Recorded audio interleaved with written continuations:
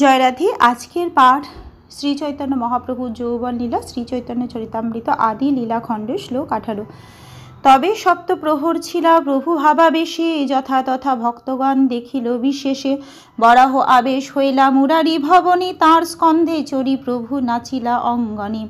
সেই ঘটনার পর শ্রী চৈতন্য মহাপ্রভু 7 বছর 21 ঘণ্টা ভাবাবিষ্ট অবস্থায় ছিলেন এবং সমস্ত ভক্তরা তার সেই বিশেষ লীলা দর্শন করেছিলেন। একদিন শ্রী চৈতন্য মহাপ্রভু বরাহ অবতারের ভাবে আবিষ্ট হয়ে মুরারি গুপ্তের স্কন্ধে আরোহণ করেন। তখন তারা উভয়েই মুরারি গুপ্তের অঙ্গনে নাচতে শুরু করেন।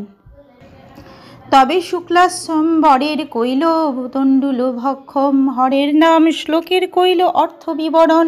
হরের নাম হরের নাম হরের নামৈব কেবলম, কালৌ নাস্তেব্য নাস্তেব্য নাস্তেব গতিরন্যথা। কলিকালে নামরূপে কৃষ্ণ অবতার, নাম হইতে হয় সর্বজগৎ নিস্তার।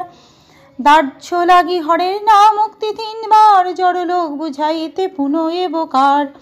কেবল শব্দে পুনরূপী নিশ্চয়করণ, জ্ঞান যোগ তপকর্ম আদি নিবারণ। এই ঘটনার পর মহাপ্রভু শুক্লাম্বর ব্রহ্মচারী প্রদত্ত অপক্ষ চাল ভক্ষণ করেছিলেন এবং বৃহন্নারদীয় পুরাণে উক্ত হরের নাম শ্লোকটির অর্থ বিশদভাবে বিশ্লেষণ করেছিলেন। এই কলিযুগে ভগবানের দিব্য নামই হচ্ছে একমাত্র পন্থা, এছাড়া আর কোনো গতি নেই, আর কোনো গতি নেই, আর কোনো গতি নেই। এই কলিযুগে ভগবানের দিব্য নাম হরে কৃষ্ণ মহামন্ত্র হচ্ছে শ্রীকৃষ্ণের অবতার। কেবলমাত্র এই দিব্য নাম কীর্তন করার ফলে যে কোনো মানুষ সরাসরিভাবে ভগবানের সঙ্গ লাভ করতে পারে। যিনি তা করেন তিনি অবশ্যই উদ্ধার লাভ করেন। এ নামের প্রভাবে কেবল সমস্ত জগৎ নিস্তার পেতে পারে। হরিনামই যে কলিযুগে উদ্ধার পাওয়ার একমাত্র উপায় এবং এছাড়া যে আর কোনো গতি নেই, তা সাধারণ মানুষকে বোঝাবার জন্যই হরের নাম ও নাস্তেব শব্দ দুটি 3 বার করে ব্যবহার করা হয়েছে। কেবল শব্দে নিশ্চিতভাবে জ্ঞান যোগ তপশ্চর্যা সকাম কর্ম আদি অন্য সমস্ত পন্থা নিবারণ করা হয়েছে। আজকের পাঠ এই অবধি।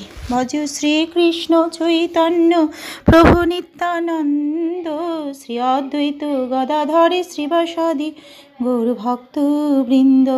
হরে কৃষ্ণ কৃষ্ণ কৃষ্ণ হরে হরে, হরে রাম রাম রাম হরে হরে। জয় রাধে জয় রাধে, জয় রাধে জয় রাধে। জয় রাধে। ধন্যবাদ।